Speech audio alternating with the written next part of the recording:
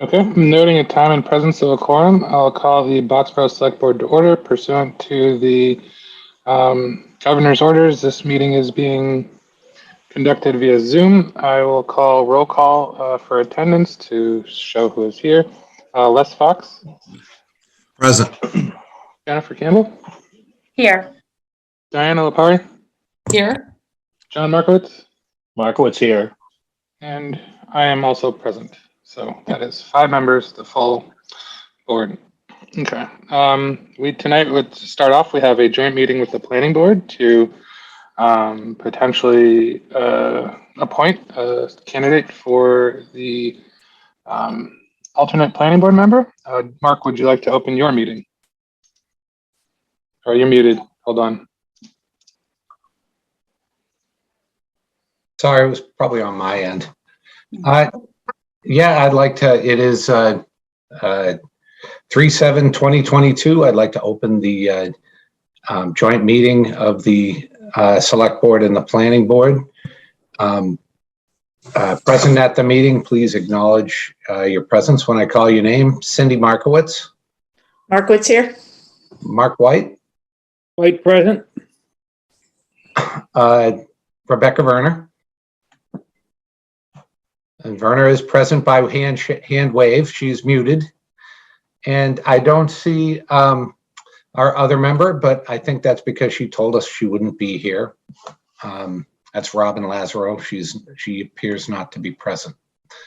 So we're open, Wes, so you can take it from here. Wonderful. Okay.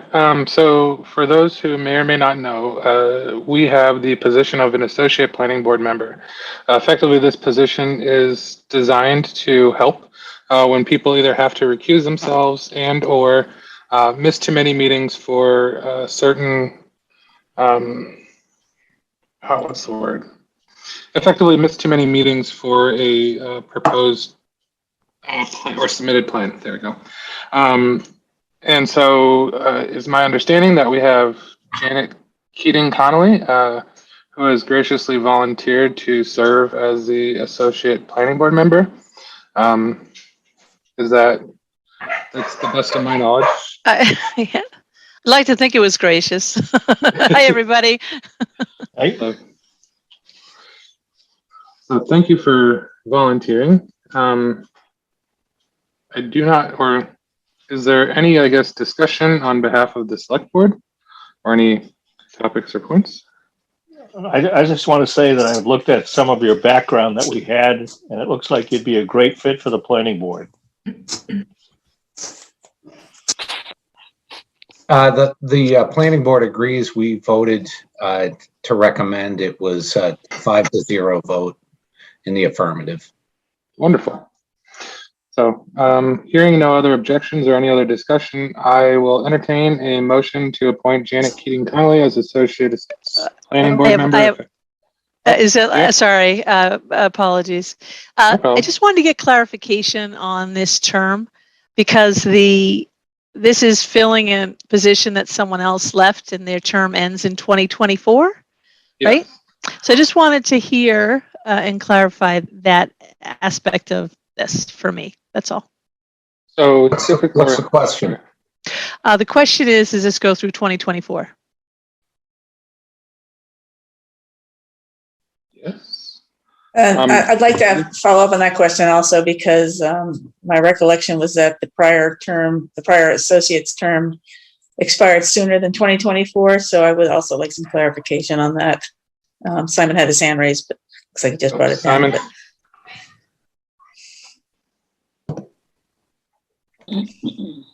Go for it, Simon.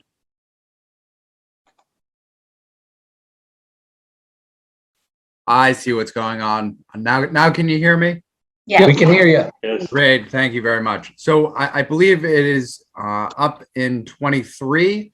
You'll be filling Joe Ferguson's term. I did validate that with the town clerk. Let me make sure I have an exact date for you. One moment.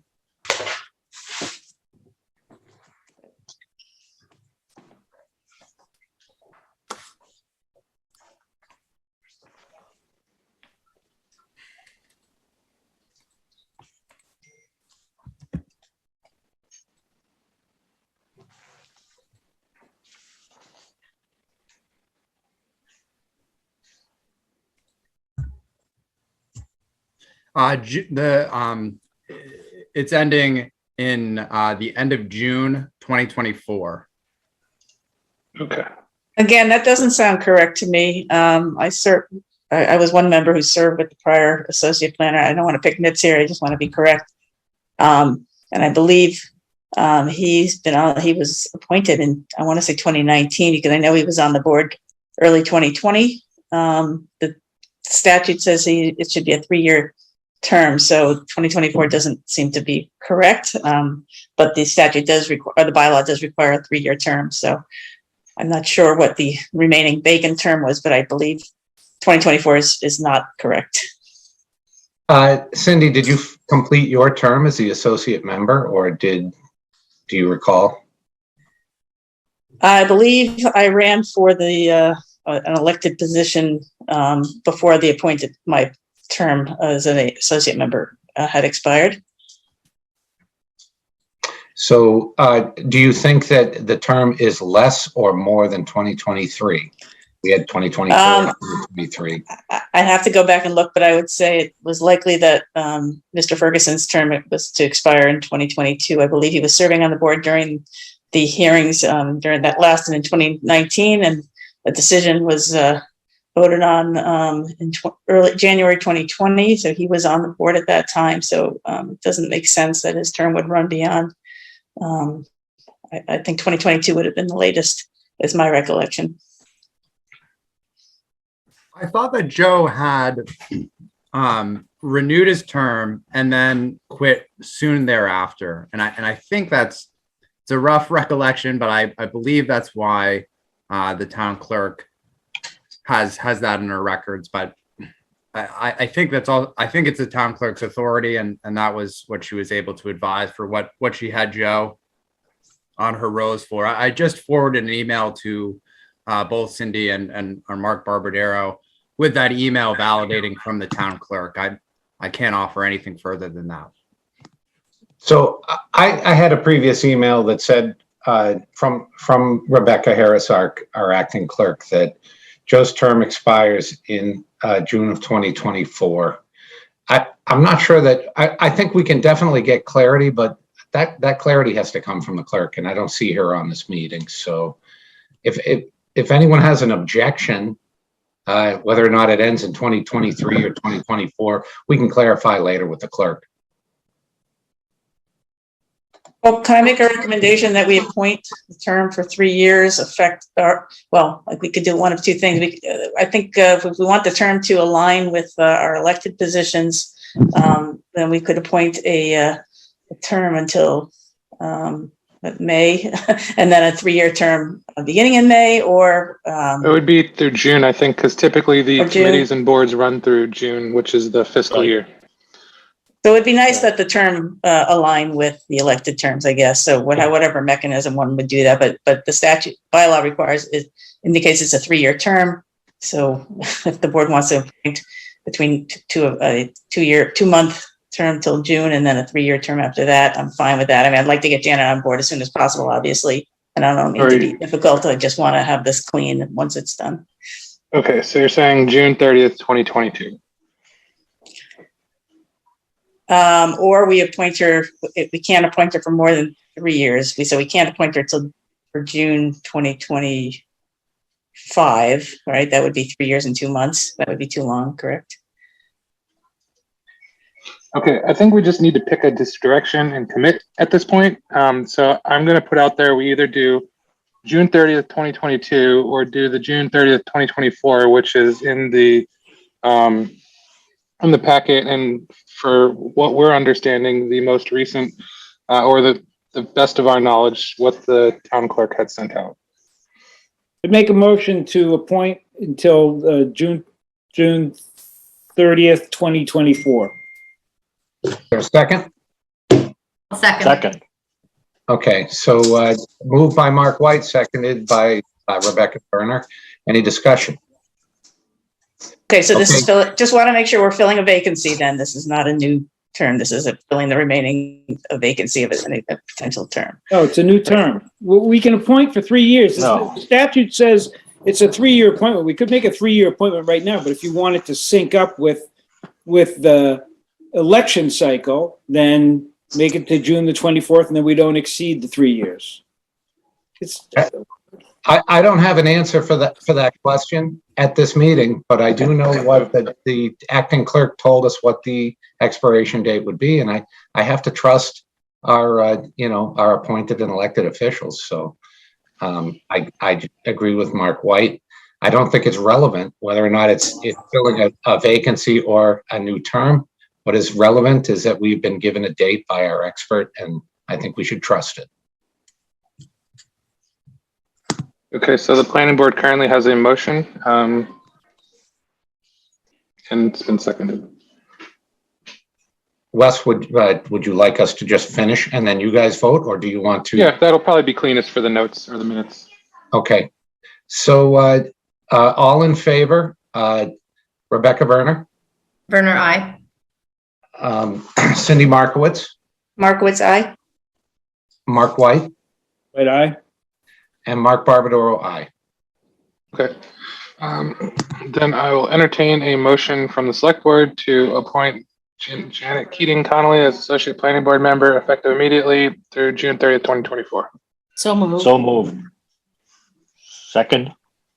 Okay, so we have Jennifer moved it and John seconded it. No, Diana moved it. Oh, Diane, okay, yep, sorry. Do we have any other discussion from the select board? Nope. Okay, we'll do a roll call vote. Les? Fox eye. Jennifer? Campbell, aye. Diana? Lepari, aye. John? Markowitz, aye. And folks, aye. Okay. Congratulations, Janet. You're welcome, Thank Janet. you. Thank you, Janet. Thank you, Janet. Thank you. Thanks. Our paths crossed several times when our kids were at Blanchard together, so I remember you. That was Yeah. 1,000 years ago. I know. Or just 10. Yeah. So thank you. So glad to be here. Glad to do it. All right, bye. Gotta go. Bye-bye. Bye, everybody. Do we have to close our meeting? Will you stay Yeah. open until Well, our 7 o'clock? you can do that, yes. I mean, if Make you a posted motion. that meeting, then, or you can reconvene. You can vote to reconvene at 7. You guys can vote. I'm gonna go eat dinner. Okay. I guess All right, we're well, adjourning. I'd like to entertain a motion to close the joint meeting of the planning board and the select board. So moved. Okay, moved by Rebecca Werner. Is there a Second. Second. Okay, second by Cindy Markowitz. Mark is detained. Okay, so discussion, hearing none. Rebecca Werner. Werner, aye. Okay, Cindy Markowitz. Markowitz, aye. And I say aye, so that is 3-0. All right, guys, thank you very much, Select Board. We really Thank you. appreciate the help. Thank No you. problem. Thank you, guys. Bye. Thanks.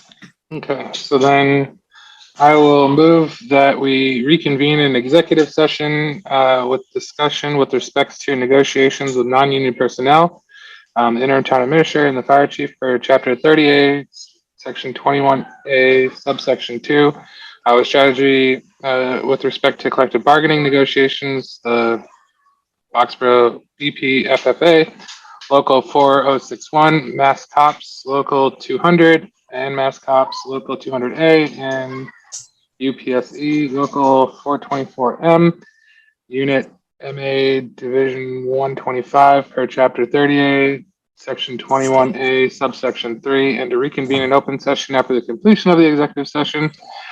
And that noting that any discussion in open session may have detrimental effect on the negotiating position of the board. So moved. Second. Okay. Roll call vote. Les? Fox eye. Jennifer? Campbell, aye. Diana? Lepari, aye. John? Markowitz, aye. And folks, okay. See you guys soon.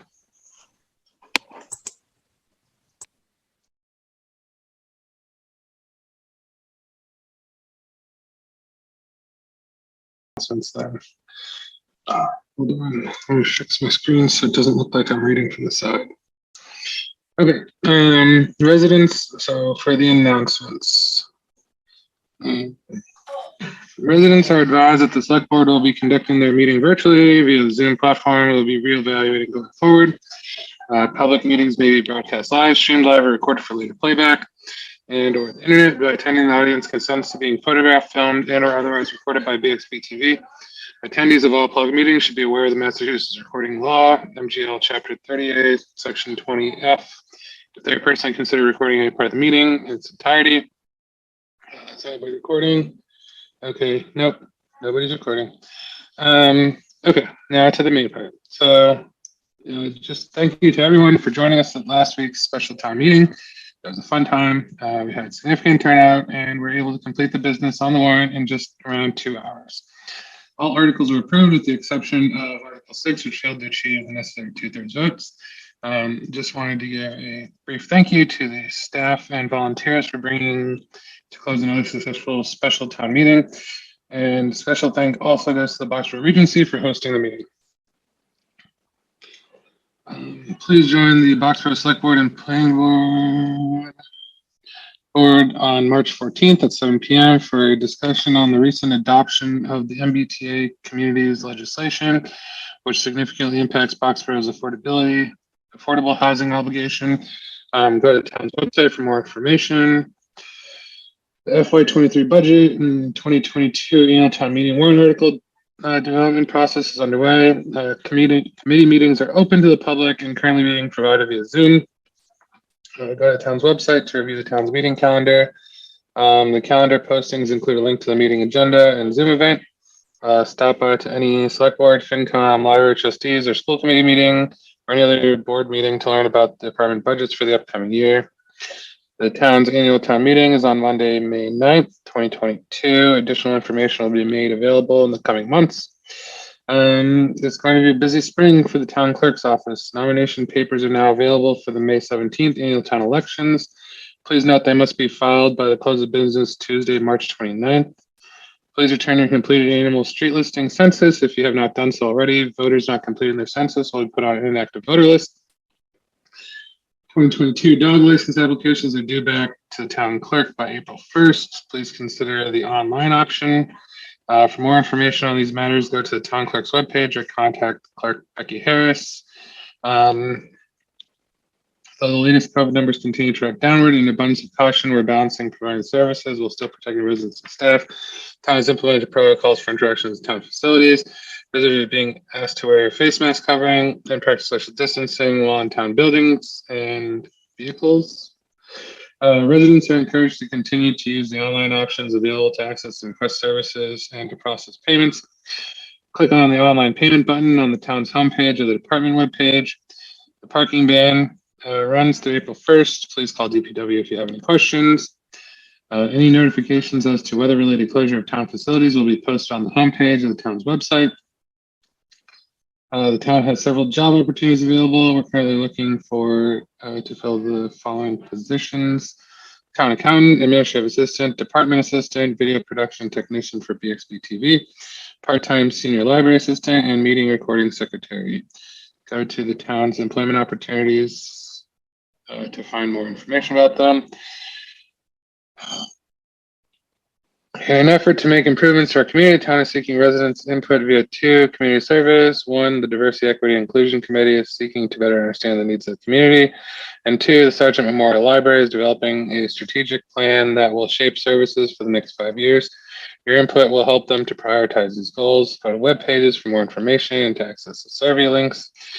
The town boards and committees need your support. With success of town government depends on volunteers. And we thank everybody who continues to volunteer and dedicate their time. Select Board is looking for volunteers willing to serve on the various boards and committees, many of which have openings. The Affordable Housing Trust, Agricultural Commission, the EEC, the Economic Development Committee, Finance Committee, Personnel Board, Planning Board. Oh, nope, we just filled that one today. Public Celebrations and Ceremonies Committee, the Recreation Commission, and the Steel Farm Advisory Committee. Select Board meetings have a number of topics and issues that must be discussed and deliberated by the board. We ask that residents hold their comments until the board has had the opportunity to get their questions answered. Due to time constraints, the board may not be able to accommodate comments from all residents on all topics. Please wait to be recognized by the chair before addressing the board. We ask that participants be respectful and civil, and thank you for understanding. Okay, that's the end of those. So we have the approval of payroll and payable warrants. I think those are done, Rajan. I can check and confirm with the town accountant, Kelly, and get back to you. Sounds good. Then the minutes, January 24th. I'll entertain a motion to approve the January 24th, 2022 and February 7th, 2022 open session minutes. So moved. Second. Okay, any discussion about the minutes, questions, comments, concerns? Nope. Okay, then we'll do a roll call vote. Jennifer? Campbell, I. John? Markowitz, aye. Diana? Lepari, aye. Bliss? Fox, Fox eye. And folks, I don't think we have new staff. Rajan, do we have new staff? I don't think so. No new staff at this time. Okay. Okay, great. And then I'll entertain a motion to accept with regrets the resignation of Sarah Murphy from both the Agricultural Commission and Still Farm Advisory Committee, effective immediately. So moved. Okay. Second. Seeing no discussion, we'll do a roll call vote. Jennifer? Campbell, I. John? Markowitz, aye. Diana? Lepari, aye. Bliss? Fox eye. And folks, I. Okay, citizens' concerns. Are there any concerned citizens? Becky and John.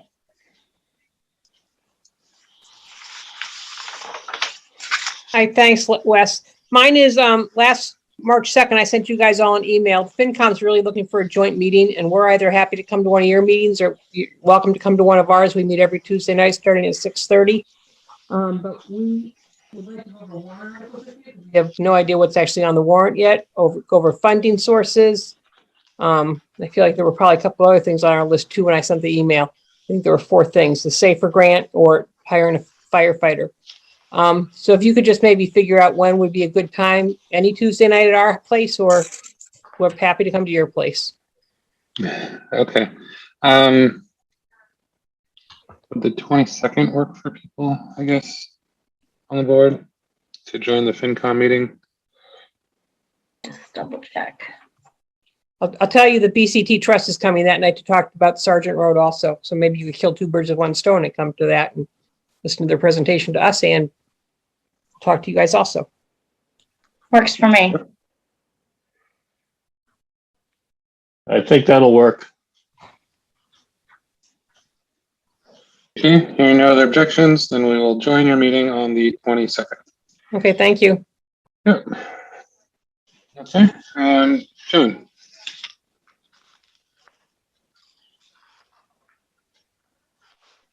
John Nealon? Oh, okay, sorry. Okay. So the topic I want to talk about is water resources. I'm a liaison from the Economic Development Committee, so I'm a non-voting member. I just a little dismayed at what happened at the special town meeting. Les came to you guys with an article, did the presentation. You guys voted unanimously 5-0 to support it. He gave the same presentation on the floor of special town meeting, and 3 out of the 5 of you, and Les, of course, obviously is one of them, voted against it. I just am baffled by the fact that the select board created the Water Resources Committee and charged them with doing exactly what that article was trying to do, is protect one of the last large water sources in town. And I can't figure out the about face on the floor of town meeting like that. Yeah. Are we That's allowed fine. to respond? And we can. I mean, I can speak for myself, but I would imagine that either some people learn new information since, because as you are aware, there's a certain amount of time between when we vote the warrant and how we recommend or not recommend, and then to town meeting. And so there can be new information that comes about. I cannot opine myself on every voting member's vote, but that would just be my quick 2 cents. But Jennifer, did you want to say something as well? No, that was my thing is I learned new information. I went to town meeting and I listened and, I made a conclusion. Our votes to support something are not our votes at town meeting. It's a vote to make a recommendation that we support it. But I think it's also our obligation to listen and to make different conclusions, based on what we hear. So I was disappointed with how it turned out as well, but I stand by my vote as a citizen. John Markowitz? Yeah, I agree. I mean, I think I changed my vote because we did get additional information since the time we had seen the first pieces of information. I did want to applaud Les for the time that he took to put the presentation together. I know that the Water Resource Committee has done an awful lot of work in trying to get this done. But there was some information that we received that we hadn't received prior to the meeting. And that was the reason I changed my vote.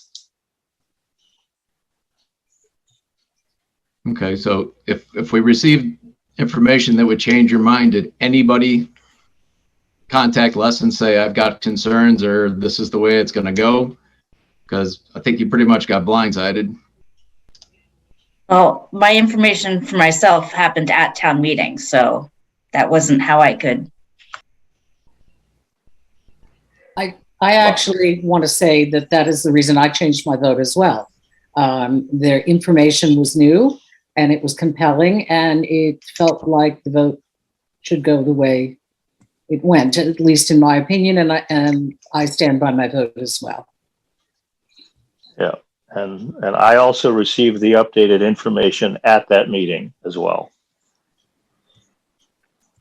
Well, I guess the only thing I could say is that I would love maybe the three of you to join a water resource meeting and clue them in as to what was so different that would reverse your support so that they can either correct it or move forward from it. So there's also a difference between the recommendation and an actual vote for it, as Jennifer had mentioned. And so I think that is somewhat important as well, a distinction, at least from my observation and understanding of people's decisions. So I don't really know if it's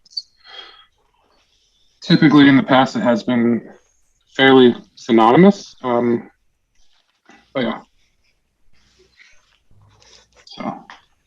All right. Well, I appreciate everybody giving some input, but again, I would urge you to voice your opposition to Les so that they can address it.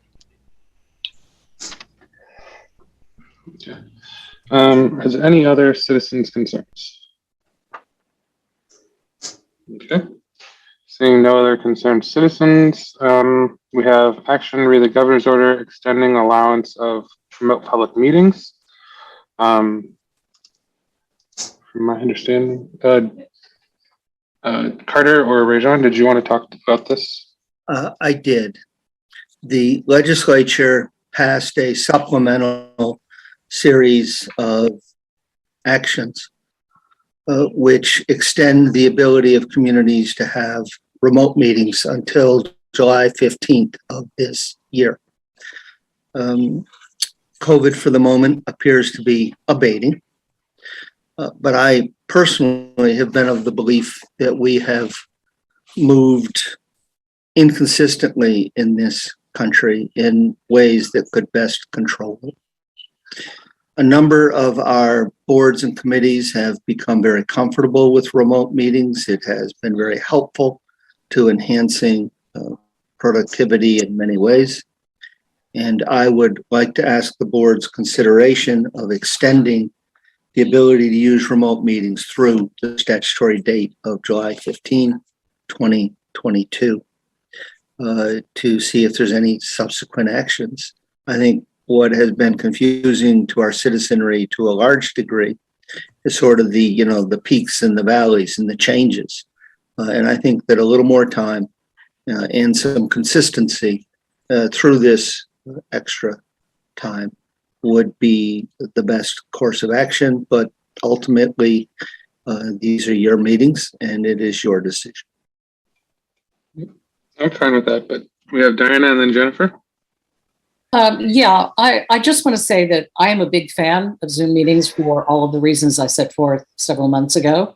And there is a move afoot in the legislature to make this ability permanent with municipalities. It's something that the Massachusetts Municipal Association is lobbying for heavily.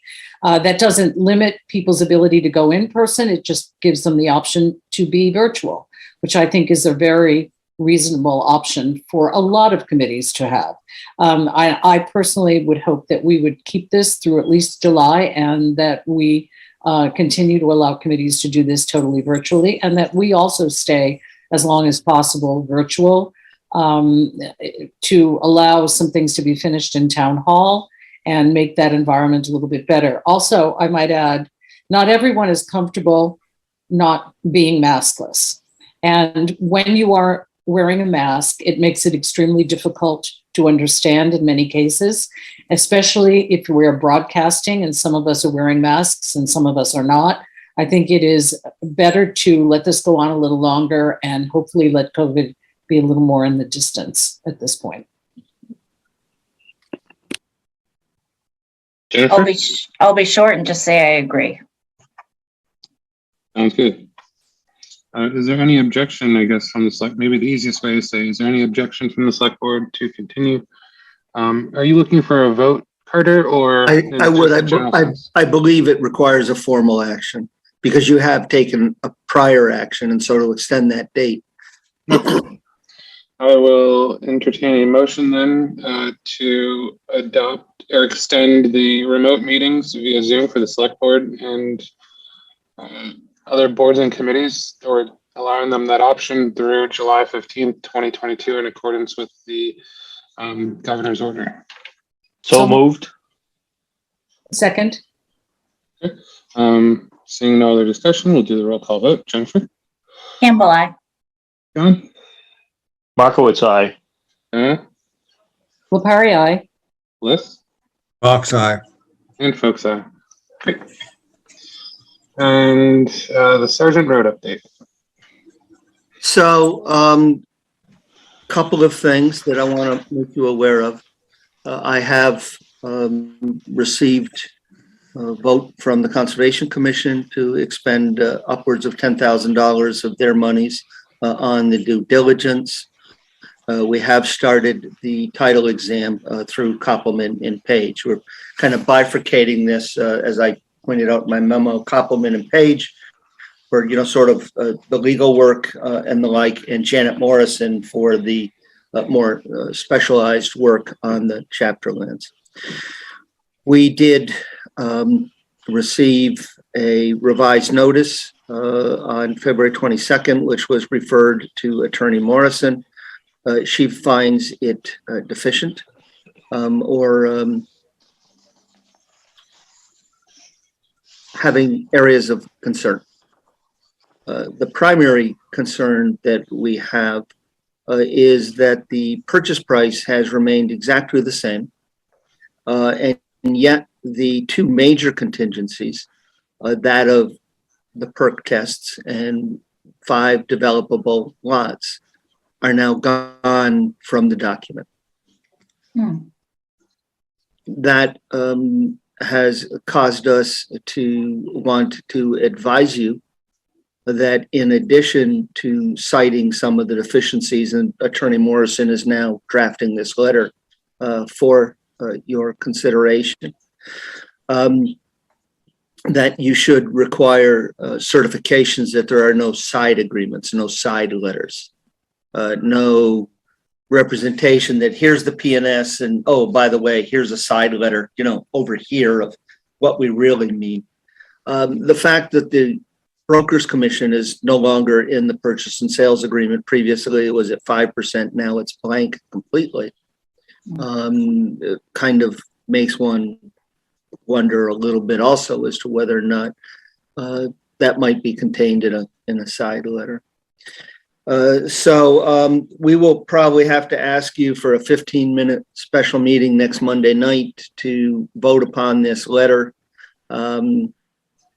I'm not comfortable for asking blanket authority to send out the notice of deficiency without you having seen the letter and taking formal action upon it.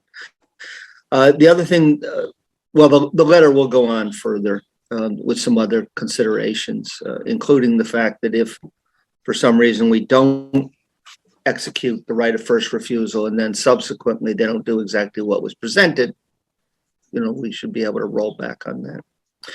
So Attorney Morrison's looking at all those things. We did get our estimate for the appraisal today. The fee itself is not horribly bad. The timeline is horribly bad, upwards of 10 weeks. I spoke at length with the appraiser.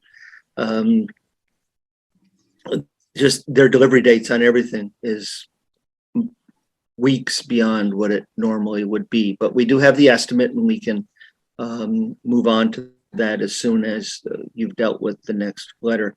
And finally, we do have the estimate on the 21E, and we'll be talking with Concom about that. They have put together a Boxborough Conservation Trust, Sudbury Valley Trust, put together a meeting last week. I was able to sit in on the vast majority of it. Unfortunately, I wasn't able to get through the last few minutes. But the sentiment, I think, from their perspective was that the entirety needed to be acquired. We asked the council if we could not buy the small parcel to the west of the railroad tracks. But I think, and we talked about this, we had Simon work on how many lots could be split off to reduce the costs. We have another meeting coming up on this, but I think the sentiment of that group was to acquire and preserve the entirety. So that's the best update I can give you right now. Everybody's hard at work. But there's a lot to get done in a short period of time. I may not be happy to try to answer any questions you might have. And as I said, I had to leave that other meeting a tad early. So I may have to circle back and get you some answers, but happy to take any questions you might have. We have Les and then Jennifer. Yeah, just a quick one, Carter. Is any of the team that's in leading the charge here talking about an assignment? No, we're still kind of early on that. How we get all this done, haven't really come to that just yet. One of the challenges is that the SVT, the Sudbury Valley Trust, has a fund for exactly this kind of thing where they acquire lands, hold it, and then eventually spin it off to the city or the town. They have some rules around that trust. They can only commit, I believe it's 50% at any given time. And they're working on another project that happens to exactly the same price, 1.25 million. And so they really don't have right this very minute under the current rules, the ability to deal with both projects at the same time. Now, they're having some discussions as to whether or not to change their rules and how they might do it, and what timeline the other project's on, what timeline we're on. So there are conversations about that, but there have been no conclusions drawn as of yet. Yeah, thanks. I know that Rita and others that were involved in a previous project that did end up with an assignment are pretty familiar with the process. So we've done it at least once before. BCT has been very active and very helpful. Yes, I'm sure they have. The conversations to date. Yeah. Jennifer and then John. So probably this is what you were referring to, Les, but I was talking to a friend last week about this project, and she lives on Old Harvard Road, and she said that when there was some land that was acquired several years ago, and Les, you might know about that, or Rita, that the way they funded it basically was they ended up selling 2 lots and preserving the rest. So, and it sounds like that's still an open question, Carter, because you kind of alluded to that? I mean, it's an open question in terms of Simon really kind of laying out what's possible. I believe it's something we need to explore to at least explain to the community what was done. There appears to be a lack of support from it amongst the BCT, SBT, and some of the other participants. Believing the entirety of the parcels should be preserved. Yeah. And also a concern that some of the fundraising, which I understand from the BCT is going very well, though I don't want to quantify it, might be impacted if we weren't to preserve the entirety. Right. So there'd be less CPA money, possibly less land local acquisition for natural diversity, and there might be less interest in private contributions. That all makes sense. Yeah, we'll make sure that that's part of any final report that will have those answers, but those will all have to be balanced out very carefully, because if you sell 2 house lots for $200,000 a piece, but you lose $500,000 in donations and grants, what have you really achieved? So it's on the radar screen. We just don't have a final answer for you yet. Thanks. I just wanted it to be on the radar screen. Yes, ma'am. Thank you, John. Yeah, Carter, just a question. If we were to use CPA funds as part of the purchase, are we still allowed to subdivide that property or not? I don't know if we have an answer for that. You have to have the ANR plan. You should have the ANR plan before the fact, and you place the valuation on the remainder of the lands. You can't inquire the entirety and then subsequently divide it and spin it off. That would be very problematic, John. Okay, thank you. Okay. Any other questions, comments? Oh, great. Thank you, guys. Carter, would you like to talk to the town administrator recruitment as well? So we have given you a brief. The monies were approved, as we all know, last Monday at the special town meeting. There are 4 pieces of business that are part and parcel of that recruitment. The first is because the recruitment price, the fee, was most likely going to be in excess of $10,000. We need to solicit 3 proposals. I would like your permission to go out and seek those proposals. I would put a notice up on the website for anyone who watches our website for bid opportunities. I would send a notice to the Collins Center, to Grew and White, to Paradigm, to MRI. Those are the 4 primary actors within the state, sometimes SGR and GovHR. And I can put them on the list if you want. But the first 4 that I named are really sort of the primary movers within the state of Massachusetts. The second piece would be to let the recruiter, as part of the solicitation, know what they might be working with in terms of, will there be a screening committee? Who might be on the screening committee? How are they going to interact with the screening committee? We've given you a brief on what we see as potential composition. And I do want to be clear that each one of those boards or groups would appoint the person themselves, and they would give you the name of whom they have appointed, so that it wouldn't be, there would be no debate at the select board level. It's been designed to try to negate that. I do believe there was one citizen at large, which you would appoint, and also because you have so many boards and commissions, we wanted to give everyone a chance to get involved. So you would go to the finance committee, you would go to the groups that are named first, and then all the rest of the boards and commissions, historical, Aggie, EDC, anyone that's on any one of those boards, as long as could submit, as long as they weren't overlapped. If you're on the EDC and you also happen to be on the planning board, no, because it's overlapping. You had your shot from being on the planning board. So getting that group together, if you like that structure or a different structure, will require that I reach out and notify all of these boards and commissions about there's going to be a screening panel. Here's what you're going to do. And please arrange a joint meeting and put a name forth.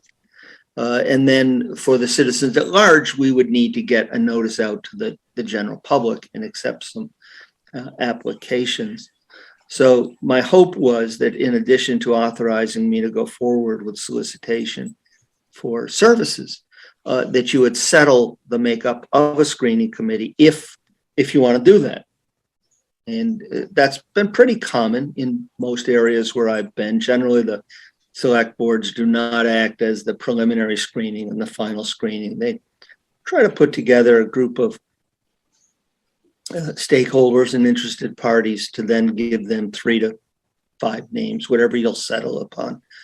And then finally, we'll finish working on the job description and the definition of liaisons and some policies and procedures for the board on delegation of authority so that we've cleaned that up. We've had some good conversations. Jennifer's been a good, I don't know. I almost want to say backboard, bouncing ideas off of her, and Diana has been as well. So the most immediate action would be to move forward to solicit proposals, to settle upon the screening panel. And then I would say, 4 weeks, we'll be back in front of you with proposals from the firms. I forget the exact date we had on that schedule. But I don't want to move forward without the screening panel decision and your authority to solicit those proposals. Does anybody have any comments? Diana? So I move that we adopt the makeup of the screening panel as detailed in the memo by Carter of March 2nd, 2022 to review the applicants for the position of town administrator. Second. Okay, any other discussions?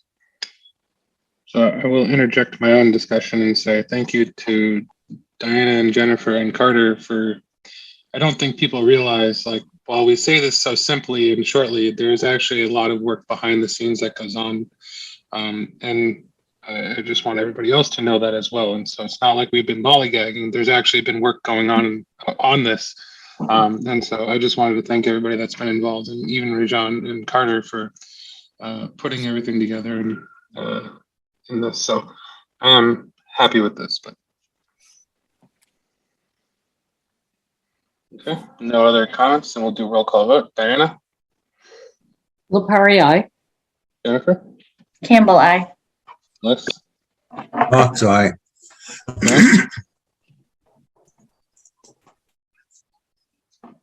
Okay, so he's nodding us out. Oh, here we go. He came out, went Markowitz, back aye. in. Oh, there we go. Okay, Markowitz, Markowitz, aye. aye. Wonderful. And then I'll say folks aye. Thank you. Okay, and then we have the field use fee waiver request. So I know this has been. Can we just go back for 1 second to the ATA? Sorry, I just wanted to mention that the timeline seems long, and I didn't ATA? know if that's. Do you mean the IT, or for the? Yes, sorry, the Okay. town administrator. I was like, are you replacing Rajan? Yeah, sorry. No, No. Sean, you can stay. Yeah, the town administrator, it just seems long. I didn't know. The last time I saw it, I thought we were wrapping up in July, and I just wanted to question. Problem, well, it's generally 5 to 6 months, pretty typical. Depending upon the exit time that someone has from their other community. And the first timeline, I think, anticipated a earlier town meeting that we were able to get to. We weren't able to get the town meeting until the end of February, and that's what extended it out, whatever that was.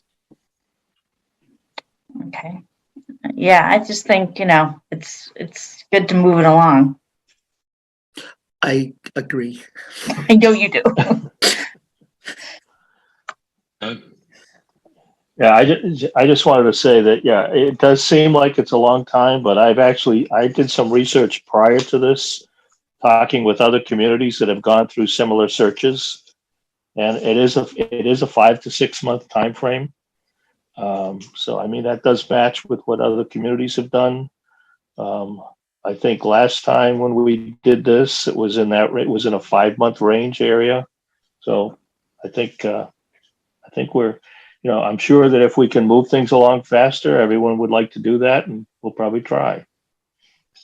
I would also like to be maybe the bad person then and say that when we went out for the fire chief, we did do 2 iterations or possibly 3, because the candidate we selected ended up using our offer as a negotiating tool to stay in his town. And then the next one we called had already just accepted a position in another town. And so there is the possibility to have to go out multiple times for this. Not ideal. So just for, I guess, also for continuity for other people, what we ended up doing the second time with the fire department, instead of limiting the scope to just 3 people, we actually had the pool be somewhat larger, expecting a slightly higher attrition rate and or dropout rate, just so that way we didn't have to re-advertise the position. So that may be something to consider, because last time the consultant had just said, why don't we just narrow it down to 3 people for the to go through like a screening committee. And then we learned and said, well, why don't we just do 5 to 7, because 1 hour extra, or let's say 3 hours extra of time on our part now may prevent us from spending another few months going out. So just something to consider moving forward. Okay. Okay, on to the next item, field use fee waiver request. Let me just say that we had hoped to be at the end of the public hearing process. The Public Works and Rec have gone through this, prepared a new proposal, which Rec reviewed, had no comments on. Ed Kukula and Rec are setting up a public meeting for all of the various users. Unfortunately, that could not happen before tonight. That won't happen until, I think they're looking at March 23 or March 24. So we would respectfully request that you grant this waiver. We would point out that last year they invested around $24,000 in carrying out work that in another town they might have paid a higher rental fee, but they would not have put that work into the fields. So we're a little bit behind where we'd like to be, but we're almost there, and we would ask that you approve this, please. Yep. Diana and then John. When I read the letter, I questioned, what is field lining? I had no idea what that was, so I Googled it. And it turns out it's putting in the lines for the soccer field. So my question is, and also there was some equipment, I believe, a small amount of that was equipment. So my question is, isn't it true that every individual sport that comes in has to have different linings? So one would assume the baseball is different than soccer. So I don't see that this necessarily is an improvement in the field per se, unless there are towns where towns have separate soccer fields that they maintain with the lining throughout the year versus We do. baseball fields. Yeah, we do. We do. It's separate. It's a separate field. So is this typically something which the town would do for the people that would rent it, or is it something that is the responsibility of the club? So that's my question. depends on the town. So you have other towns where you have higher rental fees, but they provide that service. So where do our fees fit in here? We don't provide anything. We provide lawn mowing. I'm sorry, say that again, Wes? I said we provide lawn mowing. Right, so, but are our fees lower for that reason? I mean, it's a trade-off, so that's where I start. I don't know what the answers to that are, they would be, because I have difficulty with this waiver of the fees all the time, and there always seems to be a reason why, but I'm not quite sure we know all the ins and outs of that, so. John, you have your hand raised. Yep. So basically what the documents say, if you go through all the documents, as Carter pointed out, the Acton-Boxborough Youth Soccer League does spend approximately $24,000 a year on the fields in Boxborough. Okay. And we do have separate soccer fields that require lining. It requires special equipment. It requires a person to come out to do the measuring and to do the lining of those fields. I've seen them do it. And there was also an email on another different email thread that basically said, if the town were required to do it, it would have to be built into Ed Kukula's budget, which it is not. And if you look at the fees in terms of the fee structure that we're looking at, we're probably talking about the ability of the town to collect about $5,000 in fees from those fields. So it actually it seems like a relatively good investment for the community to have them do the $24,000 worth of work and forego the $5,000 worth of fees that we would have collected at this point. But we'd still need to get the RecCom to work closer and to try to fix this for a future year. But I think for this year, giving them the waiver would allow them to start to go forward with signing up the students so that they can attend participate in the sport in the fall and in the spring for this coming calendar year. So I would urge us to go forward and allow the waiver with the understanding that we will have the public hearing and we will fix this in the coming fiscal year. So in other words, it's just simply for the spring because the coming fiscal year starts in July. Yeah. They're only asking for spring, I believe. Yeah, they do it one season at a time. I agree with John, and I just also want to acknowledge the fact that it's not. I can understand why this has fallen off of people's radars. We've had a lot going on, so anyway, I just didn't want anyone to think we thought you were slacking over there. Okay. Yep. Okay. So would somebody like to make the motion then? I make a motion per the request of Bronson Terry of Acton-Boxborough Youth Soccer. We vote to waive the field user fees for Acton-Boxborough Youth Soccer for the spring 2022 season. Second. Okay. We'll do a roll call vote. Jennifer? Campbell, aye. Diana? LaParrie, aye. Les? Fox eye. John? Markowitz, aye. And I will abstain because my kids are currently in this, so or they're in the league, but it has enough to pass without me. Okay.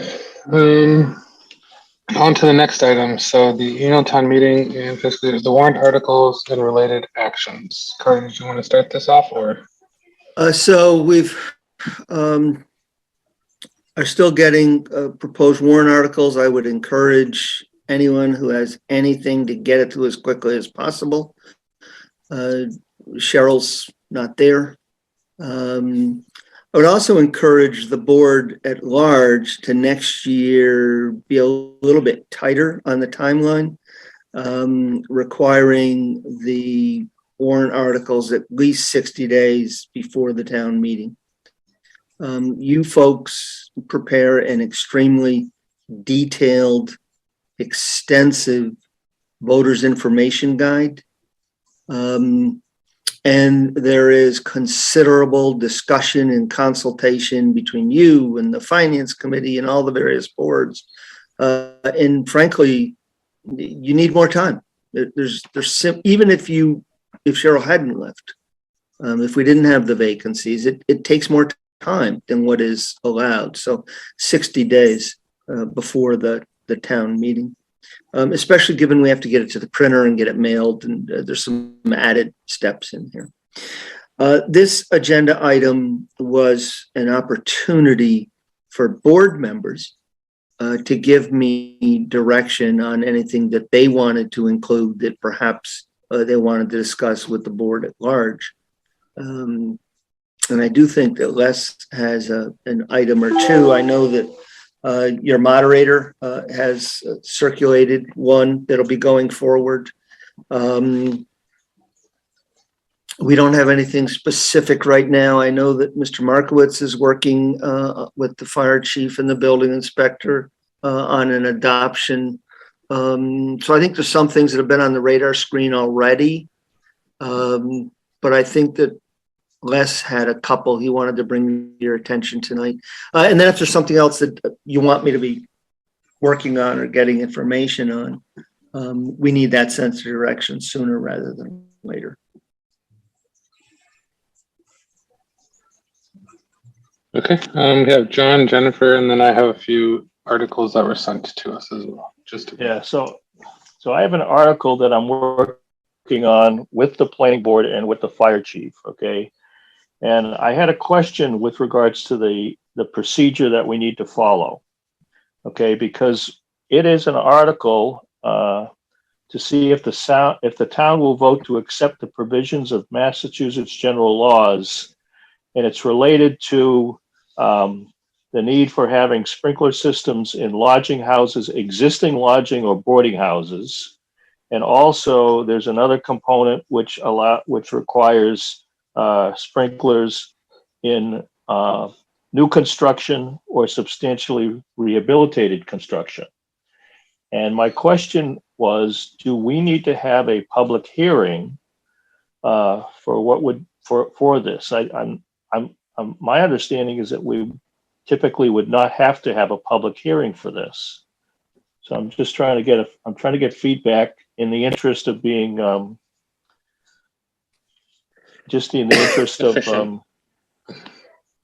being efficient. From my understanding, Mark Barbadero thought that we needed to have a public hearing. I also know that John Fallon says that town meeting is also a public hearing, so I don't really know where the two, where they line up, I guess is probably the best way to put it. But we should get some clarification on that, and maybe Carter, is your hand raised in regards to this, or? Okay, go ahead, Carter, you take it away. There is no public hearing required under the statutes that you're looking to adopt. Right.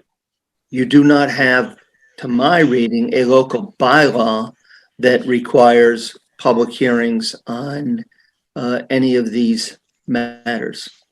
You do not have in your local bylaws a requirement for what some communities call a pre-town meeting public hearing. However, your personnel board has a hearing on changes being proposed. Your community preservation committee has a hearing on things that they're going to propose. It does appear that you have a tradition, but not uniform and not absolute and not across the board, on having public hearing on many proposed warrant articles. So you can make a decision you want to have one, you can make a decision you don't want to have one, or you could make a decision that the night you're going to go through the recommendations, this is what one community that I worked with did. It makes for a long night, especially with as many warrant articles as you might possibly have.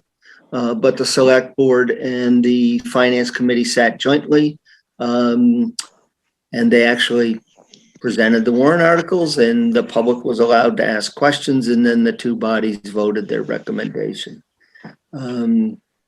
So short answer, nothing in statute, nothing in bylaw. Long answer, you have a long tradition of doing this kind of thing. Right, and I know that in the interest of transparency, maybe we should have the public hearing. If we do decide to have the public hearing, we need to provide at least 2 weeks' notice. So we're starting to run into some scheduling deadlines, okay? So the select board would have to hold a public hearing probably the week of, I'd have to look at the calendar, but it would be probably the week of the 28th or so of March.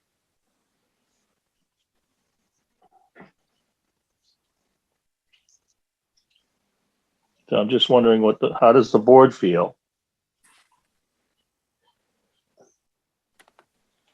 Mine, I'll wait. You guys keep talking about this. I'll. No, go ahead. I think she had something else. Yes. Okay. Yeah. Oh, I'm Yeah. sorry. My feeling about it is there's no more public hearing than our town meeting. So why do two different things? It doesn't sound to me, I've talked about this article a little bit with Mark. He mentioned it to me months ago, and it doesn't sound all that complicated in terms of, tons of whereases and wherefores.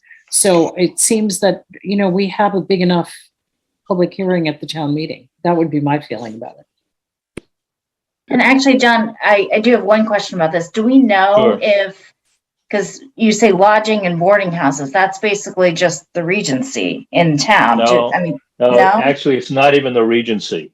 Oh, Okay, it's not even the Regency. Okay, so the first article addresses existing lodging houses and boarding houses, and there's specific definitions of a lodging house. Okay, so a lodging house would be a house that would lodging house or boarding house shall mean a house where lodgings are let to 6 or more persons, not within the second degree of kindred to the person conducting it. So Airbnb. Like an Airbnb, I guess. Airbnbs, I guess when this law was written, an Airbnb didn't exist. So this is something more considered, if you're familiar with, a sober house or something similar of that nature, okay? You may have a house where you're providing housing for certain people that you want to have protection, okay? Things of that nature, okay? That's what is meant by a lodging house or a boarding house, okay? So that is for existing, okay? So it's relatively limited in terms of existing facilities. For new or rehabilitated buildings, it would include condominiums, townhouses, and apartments, and people would have 5 years to comply with the code. 5 years to comply on an existing building, and on the new buildings, they'd have to comply currently. What this would do is that if you had a building that had a fire like we had on Swanson Road, and it required substantial rehabilitation, it would give the fire chief the ability to require that sprinklers be installed. Okay. right. Basically, what we're doing is we're adopting a state statute that exists. Okay. I think that I forget the verbiage. Liz told me something about a local acceptance or something like that of a state statute.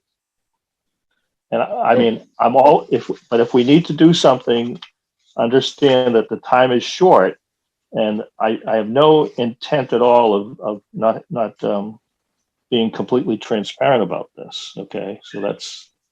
So I guess my 2 cents would be we do not have an administrator to the select board right now, as one thing, and we also have town meeting, which is technically a public hearing, and so I would be inclined with foregoing a public hearing on adopting these articles. Mainly because then we would have to, this kind of gets into the prioritization of work and what work from town hall are we going to drop out in order to get this done. And so given that it's not necessarily mandatory at this point in time, I don't know if I could say that this is more important than some of the other stuff that's on the plate at town hall. Can we Yeah, just that's check fair, with fair. council? Can we check with council? I think so. All right. Carter, that's to you. Yeah, we can do that. Thanks. Thank you. We have Les. Les, were you commenting on John's comment, or I think Becky was? Becky, were you referring to John's, or is this new? Are you speaking with me right now? Both of you. So just before we move on to the next item, I didn't know. I if want to your talk about the comment- warrant, but not this. Okay. And my Les, were question you- is about this bylaw that, well, statute that John was mentioning. Just wanted to clarify. So this would be to adopt a state statute, right? A local adoption, That's right. basically. That's So- what it is. It's absolutely a local adoption. Right. And so to Diana's point about there's no better forum for a hearing than town meeting because everyone shows up. And I think that works in this case because this is not like a hearing for a proposed new bylaw where you want people to weigh in and chime in on language they might like to see too. You can't change the language here. It's either in or out, right? If I understand. That's correct. And in this particular case, is the example you cited, the Swanson Road fire, the Elliott House, certainly wouldn't want to allow that to be rebuilt without having sprinklers installed. We wouldn't want to get burned twice. So I think this would be a good case to just bring it to town meeting as is, because you can't change it anyway. That's right. Good point. And you're absolutely right, Les. That's exactly what it is. It's local adoption of an existing state statute. Right.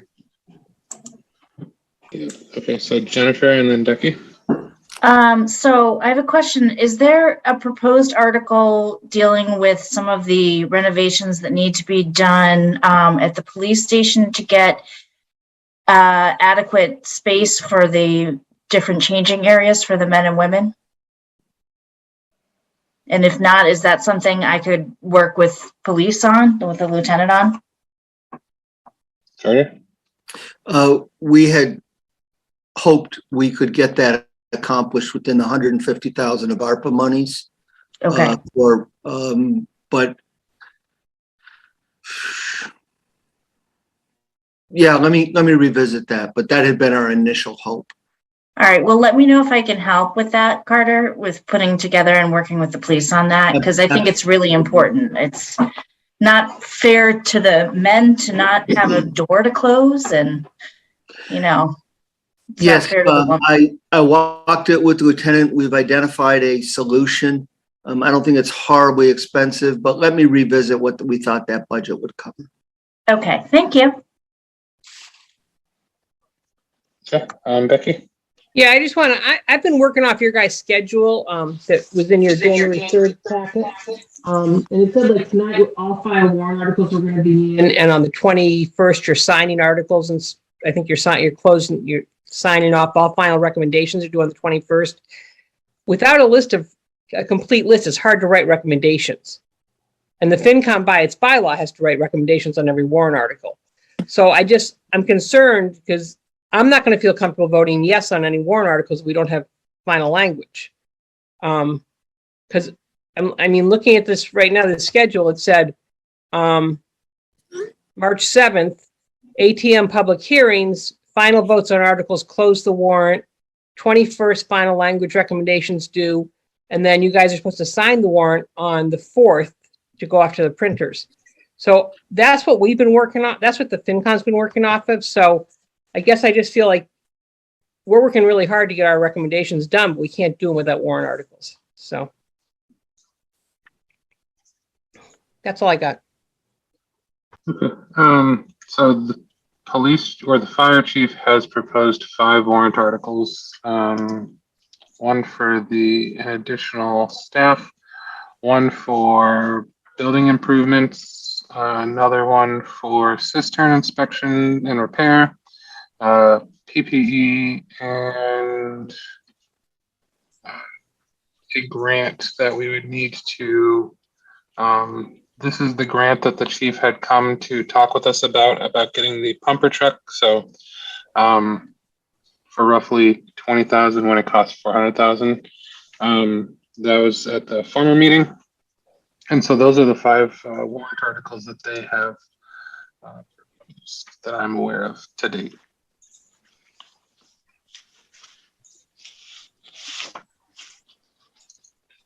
Okay, but I did not personally have any, or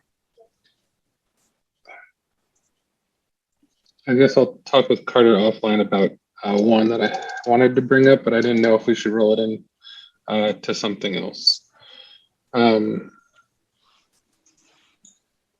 Namely around a lot of the working with the personnel board in terms of benefits and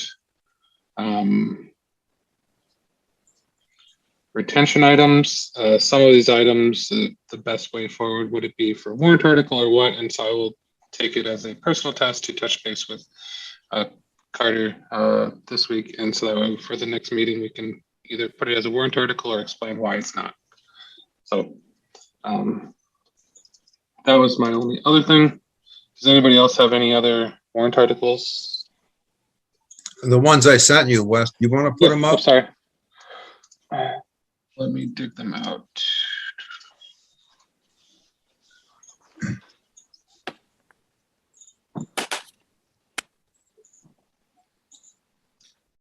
Let me put it on the screen so that way it's tinier.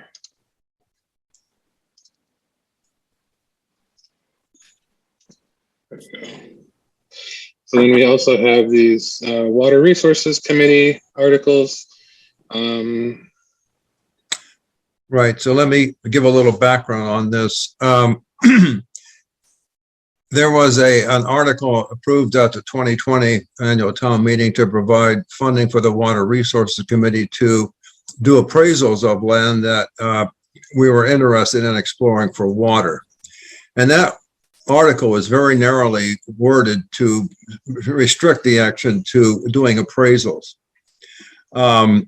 But the charter and the work of the committee is much broader than that. And this actually was not a smart idea to make it so narrowly worded, but it is what it, or it was what it was.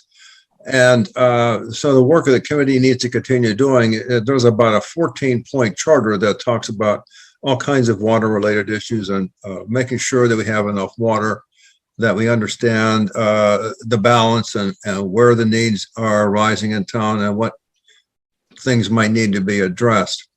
So Carter had the suggestion that why didn't we repurpose that 2020 article, no new money required, to say it would be for hiring consultants to evaluate future town water needs, including potential solutions to the water quality issues west of I-495, and an appraiser to provide an appraisal of real property to establish a fair market value of said property and affiliated expenses, et cetera, which was part and parcel of the original article. So the new language would be to expand the purpose to hire consultants to do more other work than just simply appraisals. This would allow us to proceed to do that work that's in the charter and without requesting any additional funds from the town.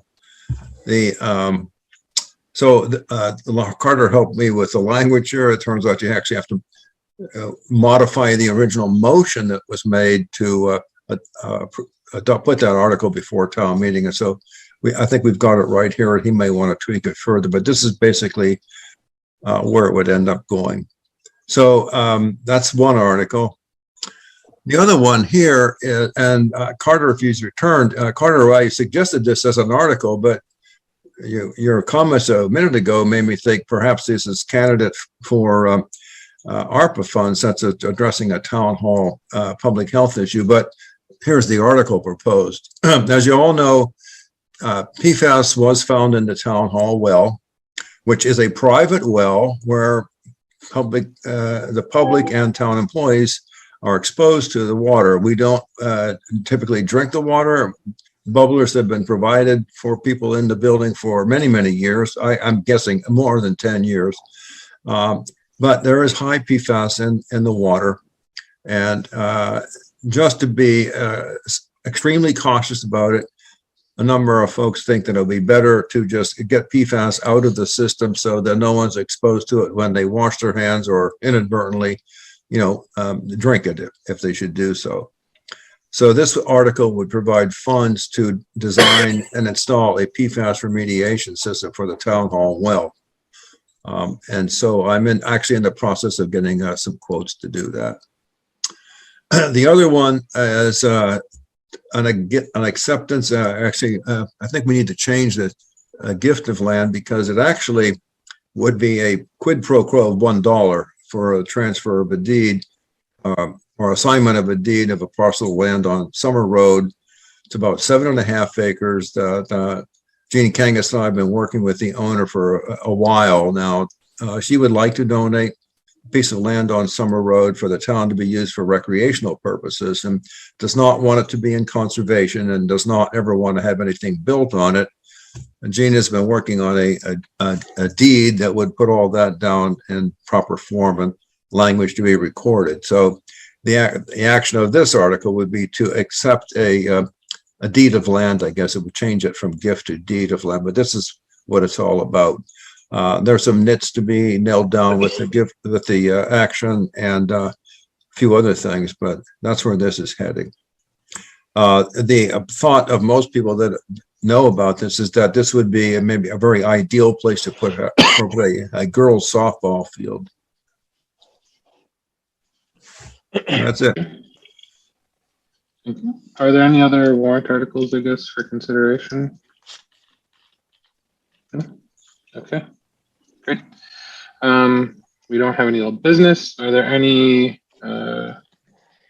reports and updates? I'll start with saying we had a wonderful lunch put together by several skilled people to send Cheryl off. I wanted to thank everybody who was involved in that. Karen, Becky, Jennifer, and Rajan did a phenomenal job putting that together. And Kim Pelzer. And Kim, yep, Kim. I And knew I was going to Karen. forget somebody. And Karen. I said Kane. Did I? Okay. Yeah, I'm terrible with names. Okay. But yeah, so I just wanted to thank everybody, and it was actually very touching, and I think people really enjoyed it because she's been such an integral part of this town. But that would be my update. Correct. I just want to repeat something that you made in your announcements to try to bring some emphasis to it.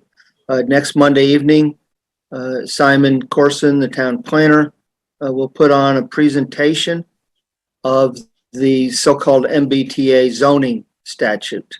It requires that if you are an MBTA community, and you are because their lines go through your community, that you set aside a certain amount of land with density for multifamily housing. It's not necessarily affordable housing. There's an interesting twist on it. But the Department of Housing and Community Development, which is charged with drafting the rules and regulations for implementing this statute, has a set of draft rules out there. We're hopeful that Simon can give a presentation that's very well attended and solicit comments from the general public, and then hopefully draft a letter from this board and the planning board, hopefully a joint letter. We can hopefully get everyone to come to some common agreement because it is really quite amazing what can happen during the rulemaking process. And I don't think I can give you a better example in the last couple months over lost revenues of ARPA. You know, initially there was one set of rules. Those were the interim rules.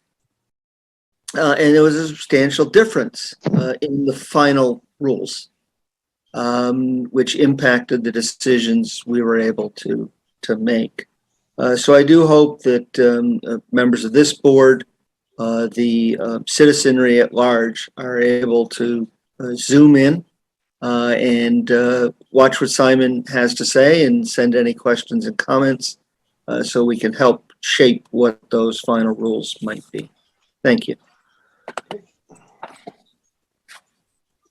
Okay, Jennifer and then Les.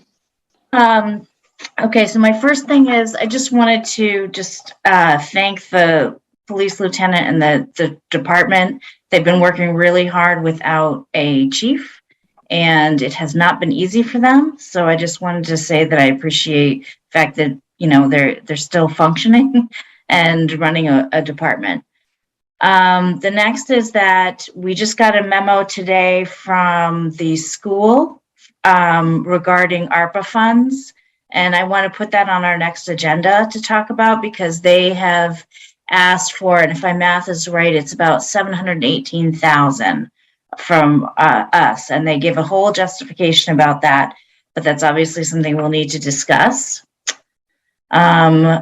It's a good thing we replenished the reserve fund transfer because we're getting our first use out of it. The library water pump died, and that's going to be a little over 800, I mean, not 800,000, sorry, 8,000.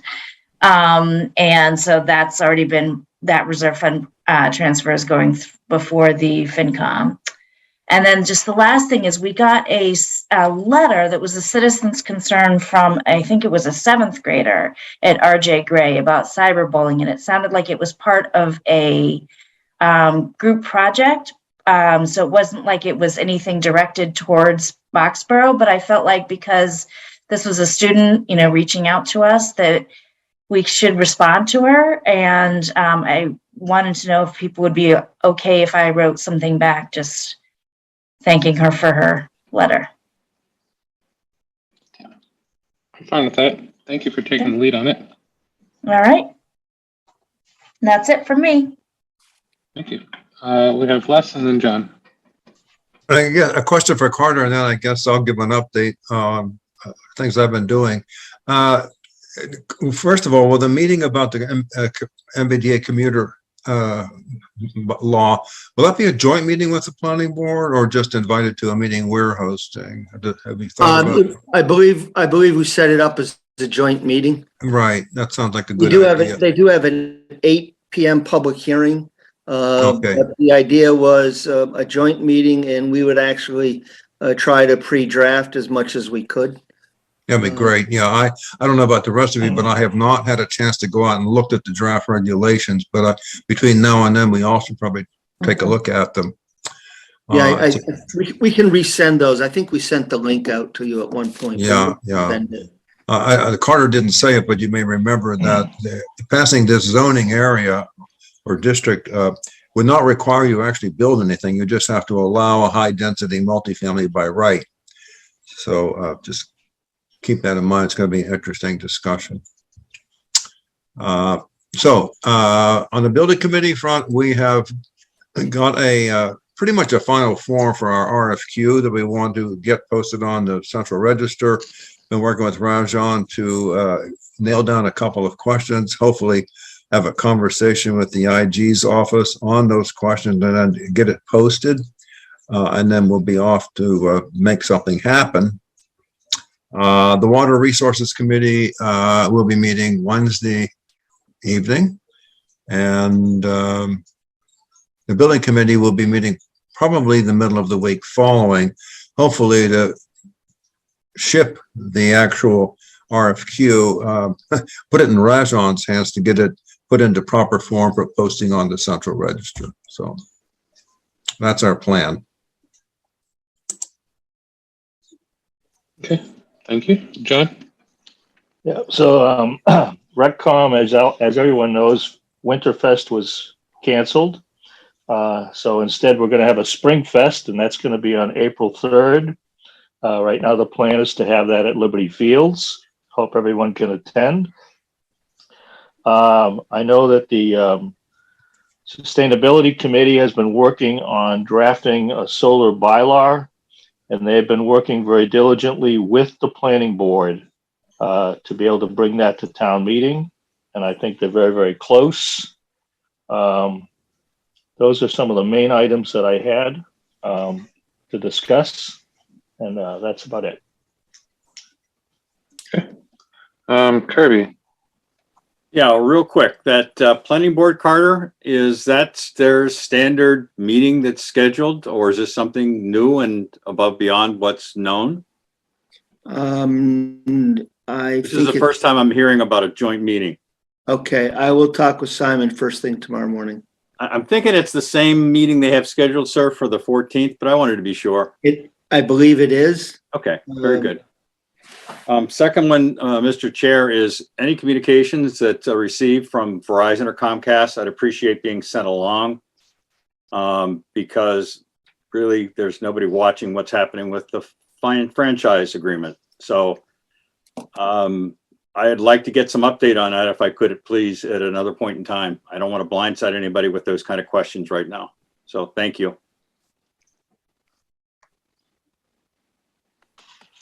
Okay. I don't think we've gotten anything, at least from what I've seen from the correspondence list, so maybe I'm blind. Yeah, that's what funds the efforts of BXB-TV. Thank I'm you. aware, but I'm saying I don't think we've gotten any correspondence from them yet, so. Well, there's okay. one listed in Carter's packet. The email. Oh, from the Brian grant O'Connor's report? For Q1? Q4 2021. Yeah, report fourth quarter 2021. Okay. Thank you. Anything else from anybody? Okay, then I'll entertain a motion to adjourn. So moved.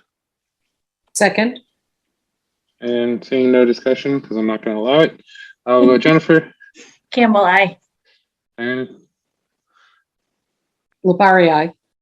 Les, Fox eye. John, Markowitz, aye. and folks. Okay, have a good night, guys.